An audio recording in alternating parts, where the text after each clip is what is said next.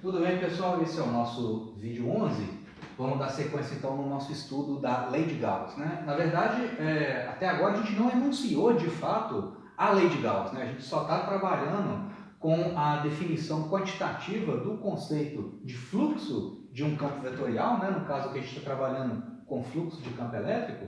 Então, a gente só definiu a ideia de fluxo, né? Fisicamente e quantitativamente, tá? E aí sim, essa grandeza física, chamada de fluxo de campo elétrico numa superfície fechada, né, que a gente estudou no vídeo 10, isso aqui vai estar relacionado com a carga elétrica contida no interior de uma superfície fechada. Isso vai ser a lei de Gauss, tá? Mas até agora a gente ainda não enunciou de fato a lei de Gauss. A gente só está definindo coisas, né, preparando as definições para chegar assim no enunciado dela. Tá legal? Que é o que interessa para a gente no fim das contas. Tá? Então, só relembrando o que a gente viu no vídeo 10, digamos que você tenha uma distribuição arbitrária de cargas, tá? Contidas dentro de uma superfície que está envolvendo, né, essa quantidade de cargas. Tá? Essa superfície ela tem um formato arbitrário, um formato absolutamente geral. Tá? Então, essa superfície matemática, uma superfície imaginária, que eu estou utilizando para envolver completamente essa distribuição de cargas, eu chamo de superfície gaussiana S. Tá?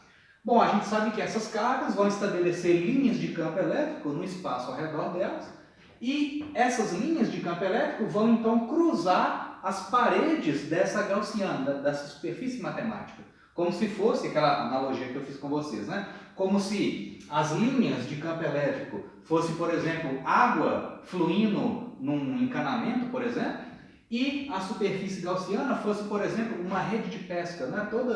toda furadinha, onde a água consegue passar por ali. Né? Então, a água vai estabelecer, a massa de água, né, vai estabelecer um fluxo através daquela rede de pesca, fazendo, né, dentro dessa analogia. Aqui eu vou ter um fluxo de linhas de campo elétrico nessa gaussiana S. E o que a gente define quantitativamente como sendo fluxo de campo elétrico? Eu pego essa superfície arbitrária e divido, vou recortar, né, essa superfície imaginária em elementos de área infinitesimais de tamanho d área. Né? Esses d áreas são elementos pequenininhos, 1 milímetro quadrado, 1 centímetro quadrado, enfim, um pedacinho dessa superfície gaussiana completa. Tá? Então, para cada pedacinho de superfície, eu vou atribuir um vetor. Né? Isso é uma conveniência, né? Para a gente poder fazer o cálculo.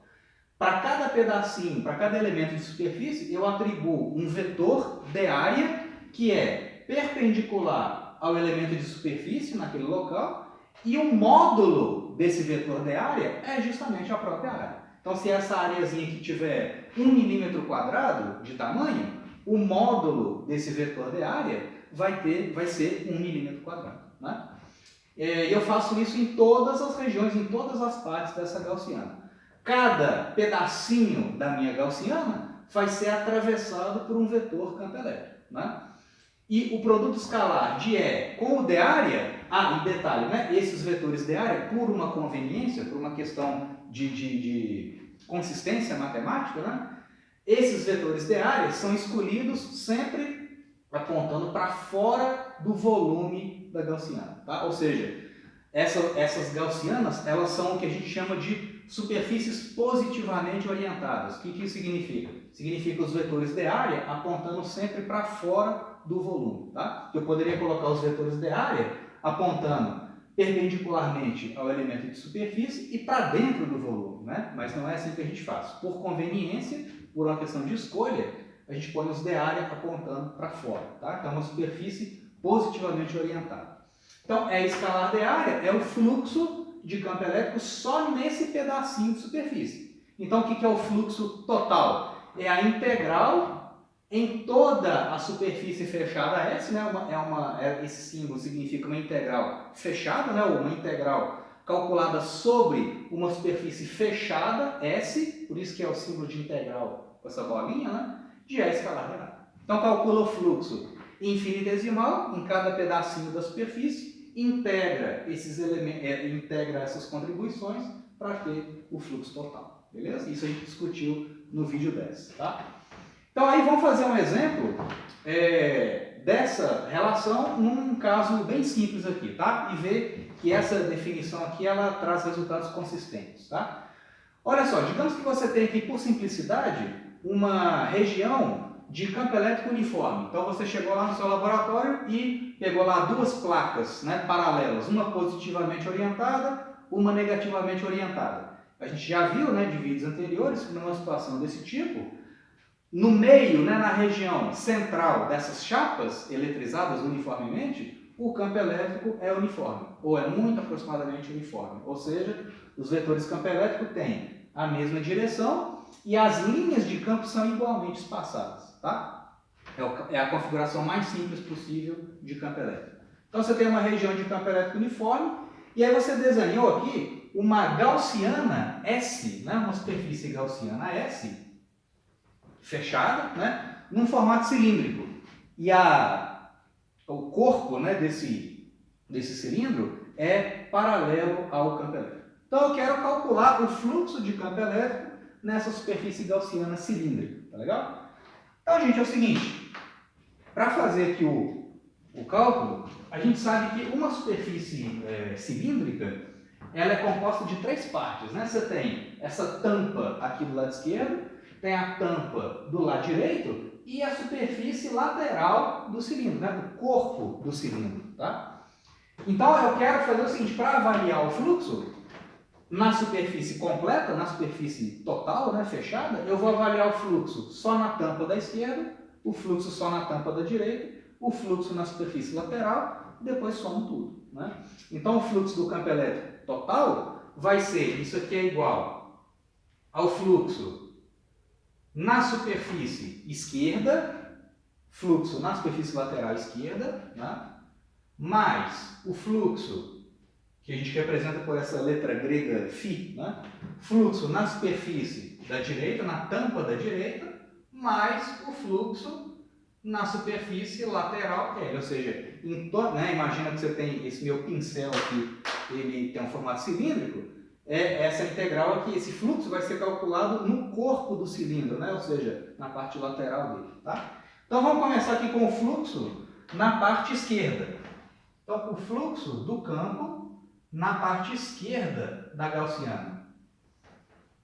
Ué, gente, o fluxo numa superfície, né? Eu quero agora calcular o fluxo só nessa tampa aqui da esquerda. Tá? Outra coisa, né? Antes da gente fazer os cálculos, eu já desenhei alguns vetores de área representativos aqui, né? Para a gente poder fazer o cálculo da integral. Então, olha, os vetores de área sempre apontam para fora da minha gaussiana, né? Dessa forma aqui. Então, nessa tampa aqui da esquerda, todos os meus elementos de superfície de área, que eu estou chamando de de área do lado esquerdo, né? Ou seja, na tampa aqui da esquerda, todos os meus de área apontam para lá. E nessa superfície, o campo elétrico está entrando. Então, eu tenho de área para a esquerda e o campo elétrico para a direita. Como é que fica o fluxo só nesse pedacinho, só nessa tampa da esquerda? Ué, o fluxo vai ser a integral de E escalar de área do lado esquerdo. Campo escalar de área do lado esquerdo. E isso eu vou avaliar na superfície S do lado esquerdo. Tá? Quanto que vai dar isso? Repara aqui, pessoal, que nessa integral eu não coloquei aquela bolinha, né? Porque aqui, nessa definição, o fluxo total é calculado em toda a superfície fechada. Aqui, nesse caso específico, eu estou calculando o fluxo só na superfície esquerda. Então, essa superfície esquerda é uma tampa, né? Uma chapa. Ela não é fechada, né? É uma superfície bidimensional. Então eu vou deixar essa integral sem a bolinha, né? A integral completa tem essa bolinha. A integral em cada superfície não tem. É uma superfície aberta, vamos dizer assim, né? Ela é plana, bidimensional. Tá? Então o fluxo vai ser o quê, gente? Isso aqui o que vai dar? Vai dar a integral de... O que é E escalar de área? Módulo de E, módulo do meu elemento de área, dA, vezes o cosseno do ângulo entre o campo elétrico e o de área. Essa é a definição de produto escalar, né? Então, vezes o cosseno de quanto, gente? Você tem o vetor de área para a esquerda e o campo elétrico para a direita. Qual que é o, se eles são opostos, né? São antissimétricos, qual que é o ângulo entre eles? 180. Certo? Isso tudo eu vou avaliar na superfície S do lado esquerdo. O que vai dar isso aqui? Cosseno de 180 é menos 1. O módulo do campo elétrico é constante, né? Porque o meu campo elétrico é uniforme. Então eu vou conseguir tirar ele da integral. Então vai ficar menos E, do lado de fora da integral, integral de d área. O que é a integral? O que é a integral de d área? A integral de d área é a área total. Qual área? A área que eu estou integrando. A área do lado esquerdo, né? Essa área dessa chave, tá? Então, isso aqui vai ficar menos campo vezes a área do lado esquerdo, né? Que eu vou chamar simplesmente de A. É a área dessa chapa, né? Dessa tampa da minha gaussiana cilíndrica. Tá legal? Então, deixa indicado aqui, ó. Fluxo deu negativo, porque você tem os de área apontando para um lado e o campo apontando para o outro, né? Cosseno de 180 é menos 1.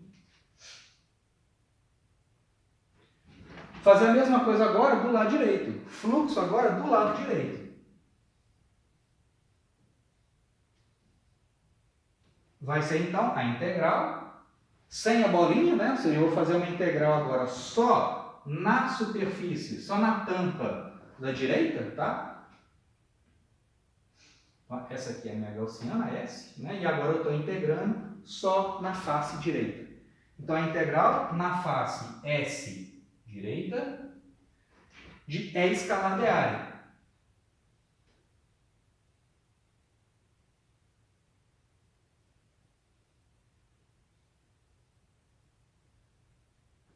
E escalar de área do lado direito, né?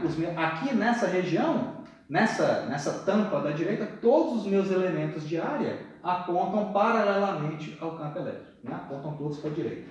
Então, isso aqui vai ficar integral na superfície S direita de E escalar de área. Vai ficar módulo de E, módulo do de área, né? De área do lado direito, vezes cosseno de zero, né? Que o campo e o de área apontam na mesma direção, ângulo de 0 graus entre eles. Cosseno de zero é 1. Né? Então vai ficar positivo, módulo do campo elétrico eu vou botar para fora da integral, e aí vai ficar só a integral do de área. A integral do de área é a própria área. Qual área? A área do lado direito, né? A área dessa tampa, né? E a área dessa tampa é igual a dessa outra. Então vai ficar E vezes A positivo, né?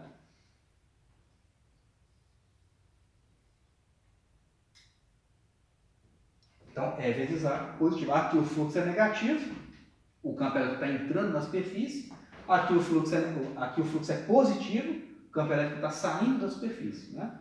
E agora, como é que fica na superfície lateral? Agora o fluxo φ na superfície lateral do meu cilindro. Tá? Então agora esquece as tampas. Vamos integrar agora só na superfície lateral. Então eu vou ter integral na superfície S lateral, né? Ou seja, em todo o corpo do cilindro, de E escalar de área.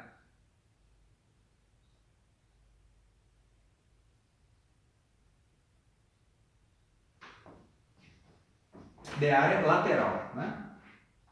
Ó, gente, olha só. Aqui eu desenhei só para exemplificar dois elementos de área, né? Um DA apontando para baixo, né? E um DA apontando para cima. Mas em todo o corpo, né? em toda a superfície lateral do meu cilindro, eu vou ter elementos de área, né? Mas repara o seguinte, em toda a superfície lateral, em todo o corpo desse meu cilindro, os meus vetores de área são perpendiculares ao campo elétrico. Em particular, né, nesse caso aqui, ó, nesse pedacinho, o de área é perpendicular ao campo elétrico, e aqui embaixo também, ó, o de área aponta para cá e o campo aponta para lá. Então fazem 90 graus entre si. Isso é verdade para todo o corpo do cilindro. Então, quando eu tenho dois vetores perpendiculares entre si, o produto escalar deles é quanto? Zero. Tá? Então, isso aqui vai dar zero. Eu não tenho fluxo na lateral da minha gaussiana cilíndrica. Ou seja, na lateral do cilindro, no corpo lateral do meu cilindro, os vetores campo elétrico não atravessam a parte lateral. Eles passam paralelamente à superfície lateral do meu cilindro. Os vetores campo elétrico só vão atravessar, só vão cruzar a gaussiana na tampa da esquerda e na tampa da direita. Então, na lateral, o fluxo tem que ser zero. Então, agora pronto. Como que é o fluxo total? O fluxo total vai ser a soma desses caras. Esse último aqui é nulo, né? Esse cara aqui é zero. Como é que fica então, gente? O fluxo total, o fluxo φ de campo elétrico, vai ser então esse cara mais esse. Então vai ficar menos E vezes A mais E vezes A. Isso é igual a quanto, gente, no fim das contas? O fluxo total é zero. Tá? Olha só como é que esse resultado aqui faz sentido, gente. Um fluxo é um fluxo de campo vetorial, no caso aqui é campo elétrico, é uma medida do número de linhas de campo vetorial que estão entrando na superfície e que estão saindo da superfície. Né? É a resultante, né, de linhas que estão entrando na superfície e saindo da superfície. Nesse caso aqui, ó, a mesma quantidade de linhas de campo elétrico que está entrando vai ser a mesma quantidade de linhas de campo elétrico que está saindo. Então aqui eu tenho um fluxo negativo, aqui eu tenho um fluxo positivo. No fim das contas, quanto tem que dar? Tem que dar justamente zero. Faz uma analogia de novo com água passando por um encanamento, né? Que é a mesma analogia que a gente já fez algumas vezes. Imagina que ao invés de ser campo elétrico, você tem aqui linhas de corrente de água dentro de um pedaço de encanamento, tá?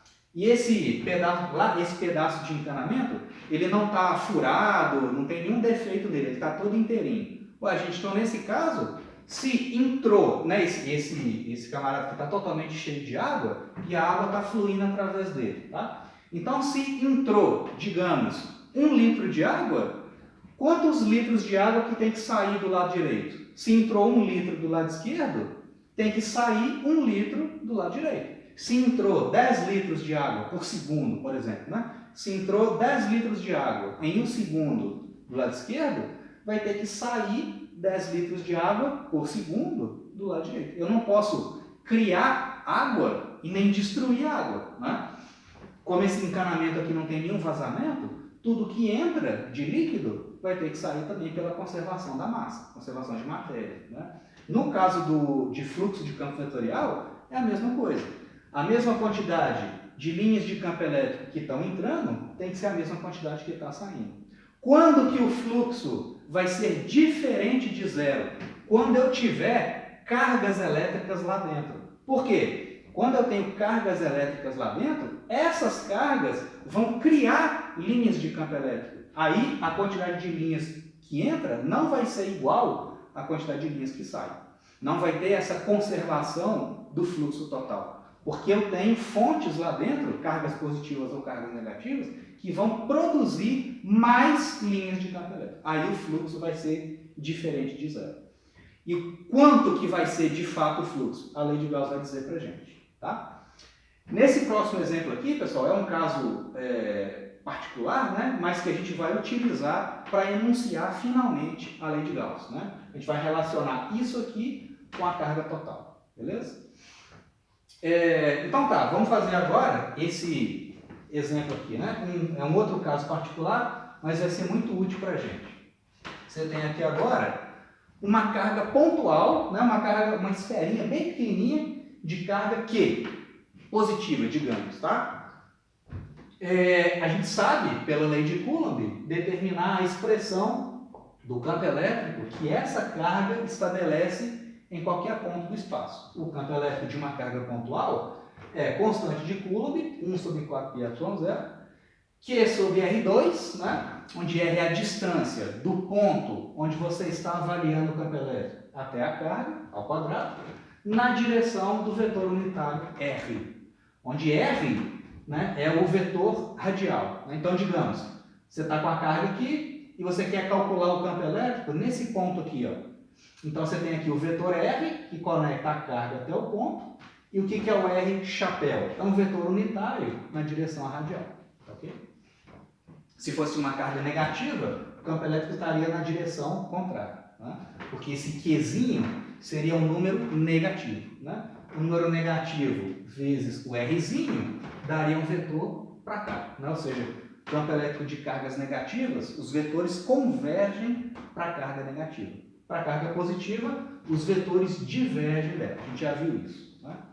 Então tá, gente, sabendo aquilo, eu quero agora calcular o campo elétrico que essa carga estabelece numa superfície gaussiana S esférica, tá? Então não é mais uma gaussiana cilíndrica e nem uma gaussiana genérica qualquer, não. É uma gaussiana esférica, tá?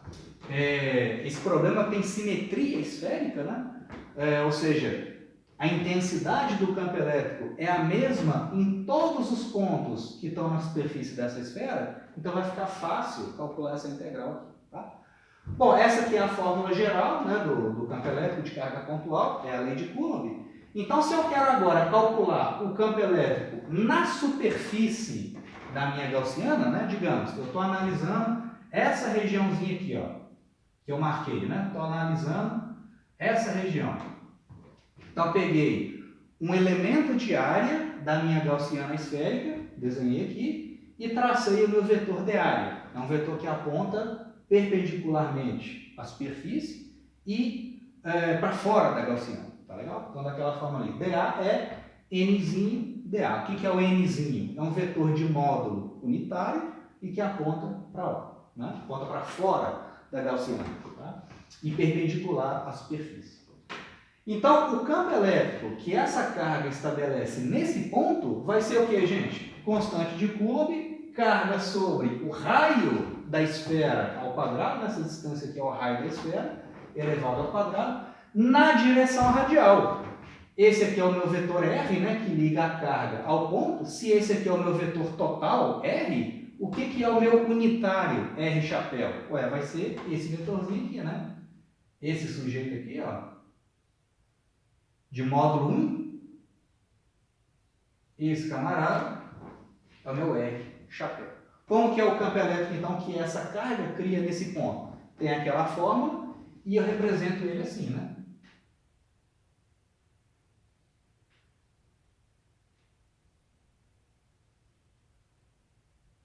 Esse é o campo elétrico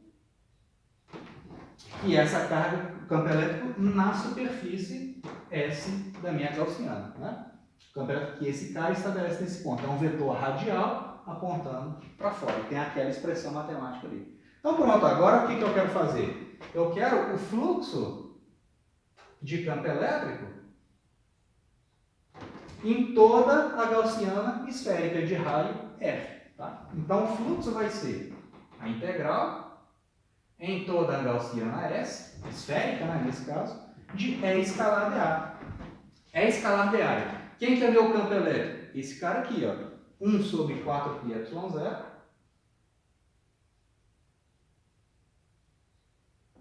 vezes carga Q sobre R2 na direção radial, R, aquilo ali é o campo elétrico, né? Escalar de área. Escalar de área. Quem que é meu de área? Gente, o meu de área é Nzinho dA.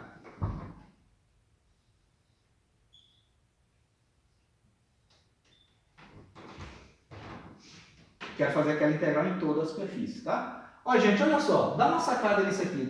Compara o vetor R, chapéu, e o vetor N, que é o vetor, o vetor unitário, perpendicular a esse elemento de superfície aqui, esse elemento de superfície esférica. Ué, eles não são paralelos? Na verdade, eles não são idênticos. O R é um vetor unitário que aponta na direção radial. O Nzinho também é um vetor unitário e, nesse caso, aponta na direção radial, porque ele não é perpendicular ao elemento de área. Então, meu nzinho, que é esse vetorzinho aqui, ó, é paralelo ao R. E ambos têm módulo unitário. Então, R escalar N vai dar 1, porque é módulo de R, módulo de N, que é 1, cosseno do ângulo entre eles. Eles são paralelos entre si. Então, R escalar N, isso aqui, ó, é 1. É igual a 1, nesse caso. Né? Por isso que é fácil, né, nesse exemplo, trabalhar com gaussiana esférica. Porque o campo elétrico aponta na direção radial e os elementos de área, o dA, também apontam na direção radial. Então, aquele produto escalar ali vai dar sempre 1. Tá? Então, como é que fica o campo elétrico nesse caso? Isso implica que o fluxo de campo elétrico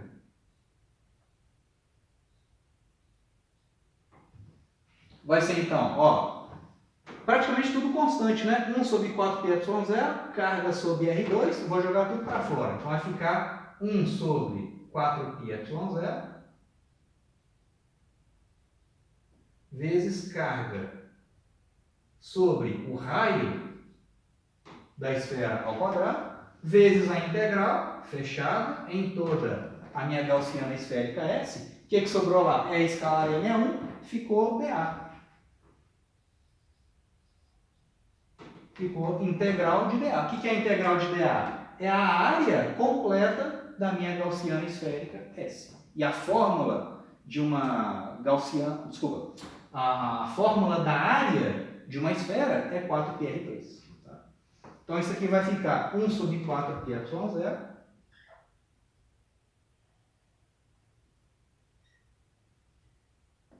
vezes carga sobre raio ao quadrado, vezes a área total da esfera. Né? A área total da esfera, a área de uma esfera de raio R é 4πr ao quadrado. Aí, olha só, vai simplificar aqui, né? Esse 4π que vem da área da esfera, vai simplificar com o 4π da constante de Coulomb. Aí, por isso que eu falei com vocês lá nas primeiras aulas. Por que é conveniente, um dos motivos de a gente expressar a constante de Coulomb como sendo 1 sobre 4πε0 é porque em situações que envolvem simetria esférica, e é esse caso, né, eu vou conseguir simplificar esse fator de 4π também. Né? O 4π que aparece da fórmula da área da esfera vai simplificar com 4π da constante de Coulomb. Tá? E a outra vantagem, né, de eu expressar a constante de Coulomb dessa forma, já falei com vocês, é que a constante ε0 está relacionada com a fórmula, né, com o valor da velocidade da luz, que a gente obtém da teoria eletromagnética. Tá? Então tem, né, um argumento de ordem prática e um argumento de ordem mais teórica, né, que são esses, né, relacionado com a simplificação dos fatores e com o cálculo da velocidade da luz. Tá? Então tá, aí como é que vai ficar? Esse R2 vai cortar também, R2 aqui vai cortar. Então, aí eu vou ter o seguinte, que o fluxo total na minha gaussiana, fluxo de campo elétrico, fluxo total nessa gaussiana esférica é a integral de E escalar de área, né? Integral de E escalar de área em toda a gaussiana S. E o que deu no fim das contas, gente? O que sobrou lá? Carga sobre ε0. Ou seja, a carga contida dentro da gaussiana sobre ε0.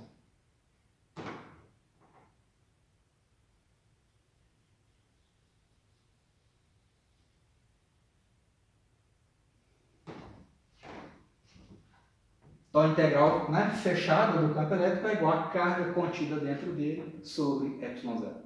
Gente, embora a gente tenha chegado nessa relação usando um caso particular, né, que é uma única carga pontual e uma gaussiana esférica, né, e aí eu obtive essa relação, na verdade, essa relação é absolutamente geral. Na verdade, isso aqui é que é a lei de Gauss. A lei de Gauss, então, afirma para a gente o seguinte, que qualquer que seja o formato da minha gaussiana S, seja uma esfera, seja um cilindro, seja uma superfície qualquer, tá? Qualquer que seja a minha gaussiana S e qualquer que seja a carga que está contida lá dentro, pode ser uma carga pontual, pode ser uma distribuição de cargas qualquer, esse resultado aqui é sempre válido. O fluxo de campo elétrico na minha gaussiana qualquer, positivamente orientada, é sempre igual à carga que está contida dentro da gaussiana sobre ε0. Tá? Então, esse resultado aqui, na verdade, isso é a lei de Gauss. Embora a gente tenha demonstrado ela para um caso particular. Ela é sempre válida. Tá? Lei de Gauss. Ou seja, é uma relação geral. Uma relação absolutamente geral. Na verdade, essa é uma das equações fundamentais do eletromagnetismo. Como eu mencionei com vocês, toda a teoria eletromagnética se resume em 4 equações, e essa é a primeira delas, tá? Depois a gente vai estudar as outras 3. Então, só para reforçar esse resultado, né, vamos pegar essa representação aqui, ó. Vamos voltar aqui nesse desenho aqui do início da aula. Então, qualquer que seja a distribuição de cargas que está contida dentro de uma gaussiana de formato arbitrário, o fluxo, que é igual a E integral de A escalar de área, isso é sempre igual à carga total dentro da gaussiana sobre ε0.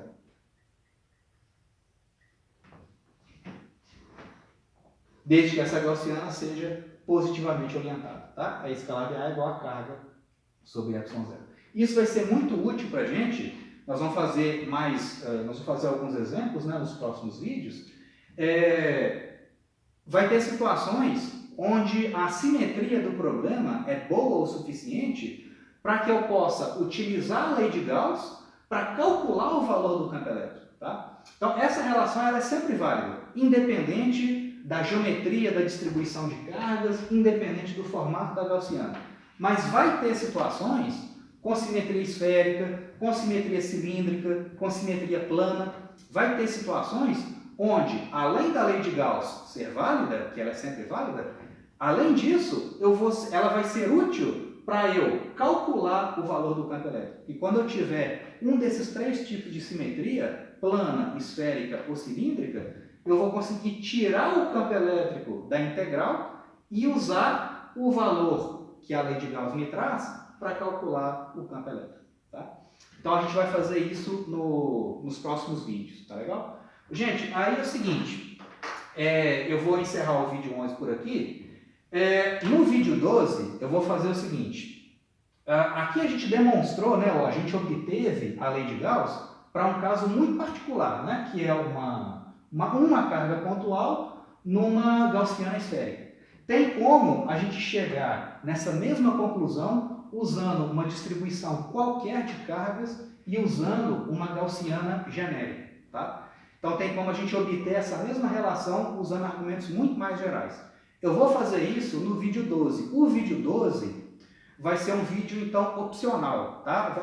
Para quem quer explorar um pouquinho mais aí a matemática, né? Eu gostaria de, pelo menos uma vez na vida, ver uma argumentação um pouco mais formal sobre a validade da lei de Gauss. Para quem gosta, né, disso, eu vou reservar o vídeo 12 para isso. Tá? Então, quem não quiser assistir o vídeo 12, já pode pular para o vídeo 13, que vão ser os exemplos e as aplicações da lei de Gauss. Tá? Então, o vídeo 12 vai ser um vídeo opcional, só para a gente explorar um pouco mais esse cálculo de fluxo e aprender a relacionar com a carga dentro da gaussiana numa situação genérica. Tá? Então a gente vai utilizar um pouquinho de coordenadas esféricas, alguns argumentos um pouco mais matemáticos para verificar a validade geral da lei de Gauss. Tá? Então o vídeo 12 é opcional, quem quiser assistir, beleza. Quem não quiser assistir, não tem problema, já pode pular para o vídeo 13, ok? Então a gente continua no próximo.